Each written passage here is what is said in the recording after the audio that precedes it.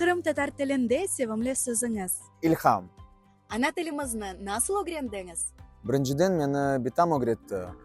Ve yıllar yazgan son, yani sözlerini bilmeye gerek.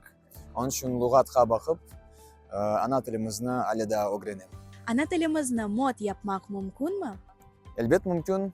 Yıllar ve türküler bu pek güzel alet bizim ana tilimizni böyle güzel seviyede tutmağa ve mod yapmağa. Sevimli yeriniz var mı? Var. Demirel Abdullayev'nin yeri bu gece. Yırlarsınız. Bu gece gel yanıma, bu gece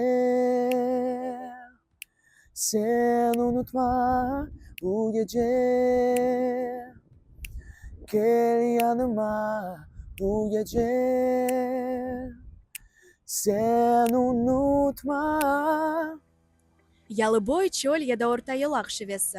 Men orta yolak şivesinde laf etem, ama Yalıboy şivesi pek melodik benim için. Onun için Yalıboy şivesi. Kırım Tatarca laf et Çünkü bu bizim geleceğimiz değil, bu bizim şimdiki vakitimiz. Ve tamam şimdi başlasak geleceğimiz gür olur.